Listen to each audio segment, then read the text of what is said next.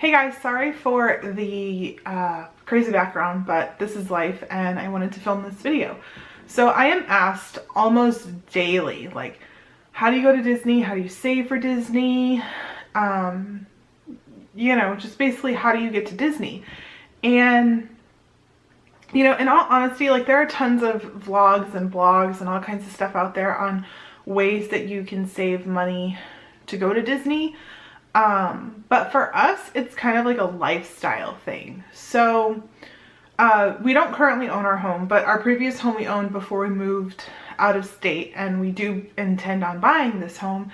And I'll say that our old house was about 75% of what they offered to give us for a loan. A little bit less than that, probably like 70% of what they offered to give us for a loan. This house, based on the asking price and what we got pre-approved for, this house is going to be about 50, 60, probably like 55% of asking, we're paying 55% of what we got pre-approved for. Meaning we don't max out like and buy the biggest and the best house. Yes, of course I would love a really nice house that had everything all done, but for us, we would rather buy a cheaper house, maybe do a little bit of work to it over the time that we live in it, and then sell it and make profit. Cars, we don't buy new cars. We have never driven new cars. We typically drive cars that are in that 7 to 12, 13-year-old mark. I am married to a mechanic, so that does, you know, make things a little bit more doable in that matter for me. But even so, like my mom never drove new cars. It's just not important to me. As long as my car is safe, as long as my car is functional, I don't mind. Cars break, cars need repairs. That happens. I understand that. My husband and I were talking today and he was saying, oh, your car needs this, your car needs that, your car needs this. You know, and it's going to be probably like $800 or $900 in parts. And just quickly, I'm like, well, better than a car payment. Yeah, $800 or $900, you know, every once in a while, it's still much cheaper than a car payment. I mean, heck, for some people, that's like a couple of months car payment. So, we, you know, don't drive new cars. We buy well below our means. We try to stick to a grocery budget, you know, trying to make as much of our food at home as possible. I make my kids lunches and send them to school. Really try to limit our fast food runs, our coffee runs, our eating out and things like that. We really try to make eating out more of a treat, maybe once a month, once every 6 weeks type of thing. We really try to, if we're going to go to fast food, it's really because we have to. Like, I really try to push through and not just have those nights where I'm like, oh, I don't want to cook dinner. Or when I do have those nights, try to have like quick things. Like I can whip up breakfast really quick for dinner, our macaroni and cheese for the kids, and I'll eat leftovers, or a pizza, like a DiGiorno pizza, you know, things like that, so that we're not spending a ton of money over our grocery budget. We are a family of 6 and I have growing kids that eat a lot, and we budget $600 a month for groceries. My husband eats a ton. He is expensive. Again, I try to make sure to offset their expensive eating with, you know, shopping smart, shopping sales. I don't really coupon as much, but I do just shop sales. I try to stock up when I find a good price, and that really does help keep our bills down, with our house payment on the lower side, with no car loans. You know, obviously that's great. With having a low grocery bill and not eating out a ton and all that stuff, it keeps that amount really low. You know, I used to get a Dunkin' Donuts coffee every single morning. That was $2.54. I'm saving a ton every week just not doing that. So that's, you know, those are like major ways that we save. So little ways I save. So I try every single time I go to Kroger, I try to grab a Disney gift card. You know, they have like little ones where you can pick from like $15 up to $500, or they have the regular ones of $25 and $50. I really try to get a $50 one, but if I need to, I get a $25. If I really don't have a ton of money, I get a $15 one. I try every single time I go to Kroger to get one of those. Why Kroger? Because then I'm earning gas points.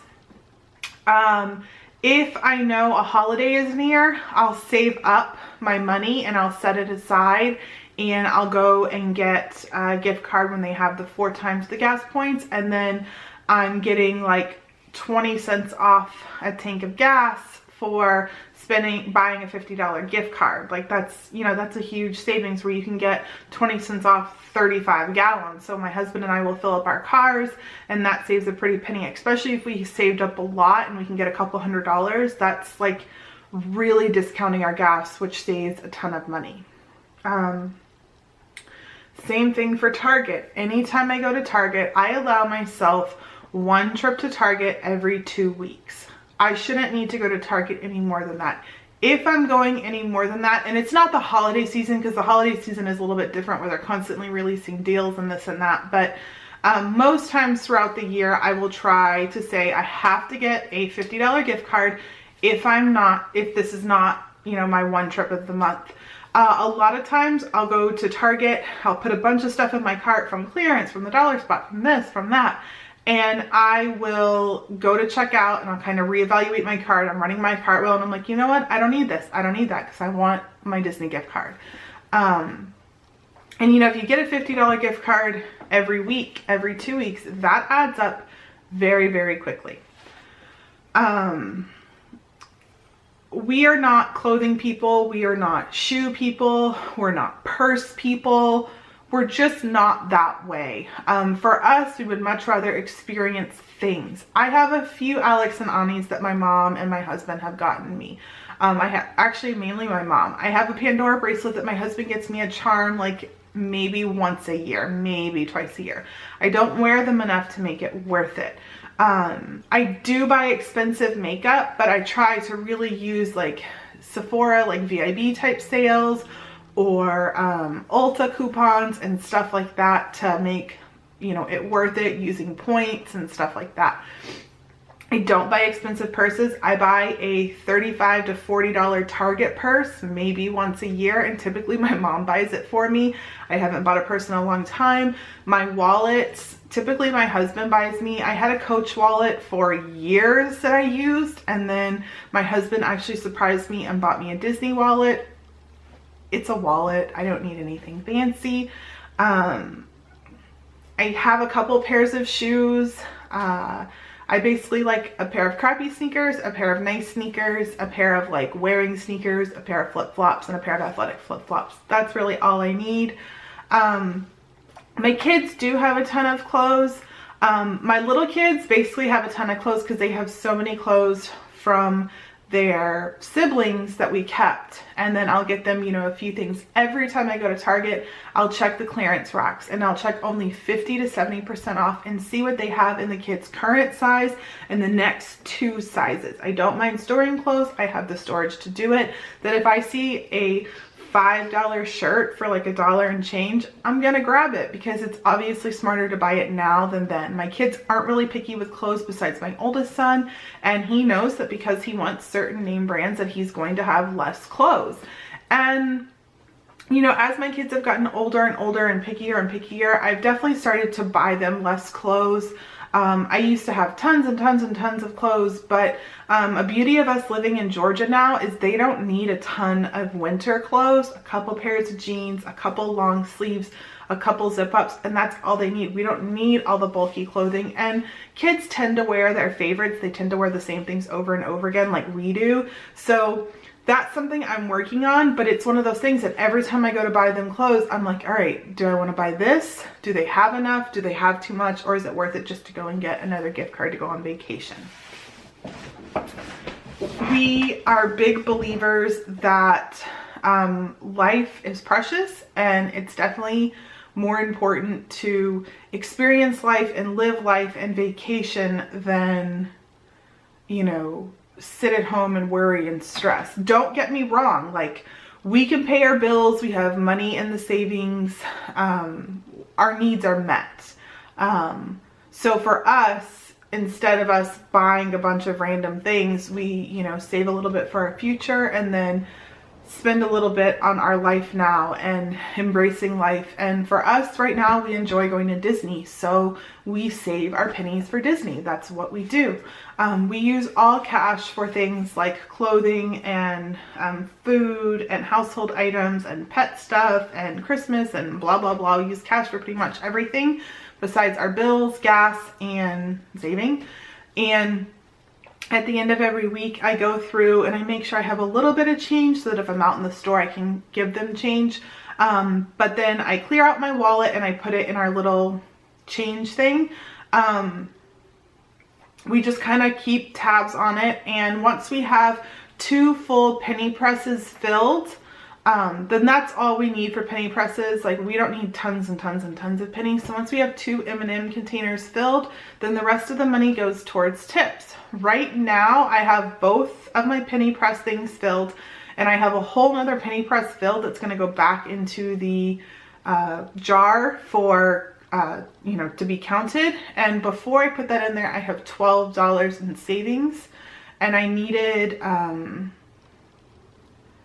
$24 for mousekeeping tips. So I think that my mousekeeping tips are already all set. We are in the very beginning of February. We don't leave until the end of May. So now I'll start saving for our gas to drive down there.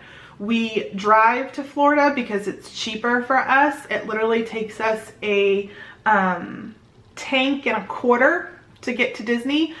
Typically we will fill up right before we leave. We'll fill up like right when we get into Florida, and then we will fill up right before we leave, and typically need to fill up like really close to home, within like an hour and a half, 2 hours of home. We'll need to fill up again. That's if we're staying at Disney and doing a lot of driving around there. So for us, 2 to 3 gallons of gas isn't bad. And if we have used Kroger, if we've used up our gas points, or if we've bought a bunch of gift cards and earned a bunch of gas points, we'll typically cash them out here before we leave. And then sometimes we even have more to do it whenever we come back. So our gas ends up costing us like pennies, next to nothing to drive down there. If we have enough money for gas, then we move on to fast food. We always grab dinner on the way down, or 1 meal on the way down and 1 meal on the way back. We don't grab anything other than that. We typically just stop somewhere like, you know, Wendy's, Burger King, Chick-fil-A, something quick, something easy, grab our meal and go. And then after that, we can start saving money for food tips if we decide to do, you know, any table service type meals. You would be surprised how quick your change adds up. But for us, that's something that, you know, it's that little thing along the way. So basically, we just live a very frugal life.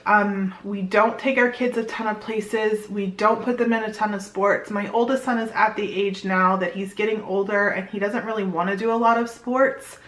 So that works. My oldest daughter wants to do a ton of sports, but we have to tell her, look, you're doing gymnastics, you're on a gifted and talented plan at school. You have to pick and choose what you want to do. You know, you can't do everything. So we do have to sit down and talk to her, and we do let her do things like she's in a year-round gymnastics program. And we're working on getting her in some sort of softball. I don't know if it's going to be spring. It may have to be summer or fall for her. Just due to scheduling and things like that. My littlest does ballet. We don't go through the big high-end dance companies. We send them to the YMCA. It's fairly affordable. It costs me $60 a month to send my girls to gymnastics and dance once a week. I don't think that that's that expensive. They're learning, they're growing, they're getting stronger, they're picking up routines. I'm happy with it. I don't have to have my kids being the best of the best. I don't care what anybody thinks of me besides my mom, my dad, my spouse, and my children. That's all I care. I am not here to impress anybody. I don't need the biggest and the best and the fanciest of things. I just want to live life, be happy, and vacation. And you know, that for us, that means like in the summer, we go and do something once every other week, and we try to do things like use our passes at the zoo, go to the dollar movies, go to the lake, do things that are free or super, super cheap. And, you know, everything is, oh yeah, we can go do this, or we can save our money and do this cheaper version instead. And then we can go and stay another day at Disney or something like that. Now, my kids love Disney. My husband likes Disney. I love Disney. So for us, we all agree that this is what we want to do. If my kids start telling me I don't want to do Disney anymore, then we wouldn't. You know, that's something like my husband and my kids and I have all talked, and everyone kind of says like they want a more like relaxed vacation. So, you know, we may take like a couple days at Disney and then go on a cruise. That's our thought for possibly 2018, 2019.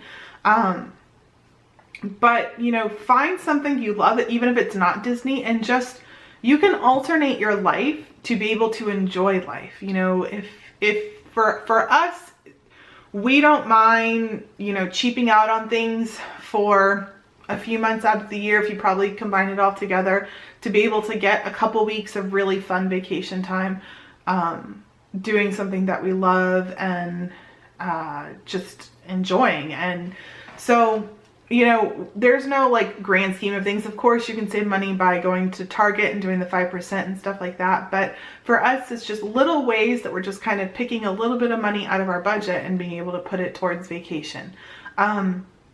I will say, if you're like a visual type person, when we first started going to Disney, I would take our vacation. So I would take our hotel part. So let's say our hotel was $600. Obviously it's not, but let's say our hotel was $600. I would split that up by the 6 of us. So $100 increments. And then let's say our dining plan was $600. I'd split that up by 6 people, you know, $100. Let's say our tickets were $600. I'd split that up by $100. So what I would do is I'd say, okay, this week we were able to put $300 aside. So you know what? We just paid for Mom, Dad, and Trevor's hotel. And I would highlight them each time we got another one done. And over time, the vacation is slowly getting paid off, and you're seeing that highlighter slowly take over the page of paper and not see as much, you know, black ink. And that worked for us, that mentalness of seeing it. We have countdowns on our refrigerator. We watch a Disney movie once a week. Those things that keep everyone's, you know, morale up. My kids, for birthdays, for Christmas, they ask for Disney gift cards so that they can spend money when they get to Disney and do things that they want at Disney. And that's exciting for them. You know, you can buy a lot of your souvenirs ahead of time, your autograph books, your hats and clothing, and, you know, all that type of stuff. I've seen people going off site to Character Warehouse and Target and Walmart and buying Disney souvenirs that way. You know, buying pins beforehand, buying lanyards beforehand. There's so many things that you can do to save money beforehand, just saving money. And then there's ways that you can do it by just thinking ahead and, you know, really thinking out this Disney trip. That's just what we do. It works for us. We just aren't really it doesn't take much to make us happy. We always used to say we like to, you know, live poor and be poor when we're home. And then when we're at Disney and we're on the dining plan and we have money on our gift cards to spend, and we're staying at a nice hotel and I'm not having to cook or pack sandwiches or anything like that, like we feel like we're like living the life, you know what I mean? Like the life of luxury. And that's why we like it. And, you know, for some people, they will go to Disney, they'll stay off site and save a ton of money that way. They will, you know, buy their tickets, they'll pack their meals. They will buy like one $10 souvenir, and they're happy and they love that. And that's what's awesome about Disney, is you can do it that way. You can do it the way we do it. You can do it even more high end than we do it. You know, there are people that stay deluxe and buy all kinds of stuff and do the deluxe dining plan and all that stuff. Or it's not the deluxe dining plan, it's like the super high end dining plan. And, you know, that's what makes them tick. So you basically have to get that fire to want to go and do whatever you need to do to go. If it means every paycheck, pay your bills, buy your groceries, put some money in savings, put some money in retirement, put some money away for your kids, set a little aside for a buffer, and see what's left. And then maybe take a quarter of that and put it aside for Disney. Eventually you'll get there and you'll have the money set aside. Make sure you use a Disney vacation account. That's giving you free money. Every $1,000 you put in there, you get 20 bucks back. Typically we use that for our food tips. So just using our pennies and that, we've paid for our gas, our food down there, our coins, our mousekeeping tips, food tips, you know what I mean? So, and then obviously use a travel agent if you aren't one that's super savvy with Disney, because they'll help you find a discount. Maybe when you book, the discount isn't there. Eventually it will get released, you know, if you're going most times of the year. And, you know, just because it's free dining doesn't mean it's the best deal. Free dining, you're still paying full price for a room. So if you're staying value or moderate, it may still not be the best deal. You know, you never know. But that's why a travel agent is out there, because they're out there to help you with that. I use a travel agent. She lets me do everything. I will tell her, you know, like typically we know together, you know, when a discount's going to release, and she puts it on for me. And for me, it's all about supporting a friend. She has become a friend to me, and she's just really funny, and I really get along with her well, and I'd rather give her a little bit of money in her pocket than just giving it straight to Disney, if that makes any sense at all. You know, it's a mom helping a mom out. So I think I've blabbed on enough. I'm sure none of this makes sense, but I wanted just to kind of fill you guys in on this and let you know kind of where I stand on that. And Disney vlogs will be back next week.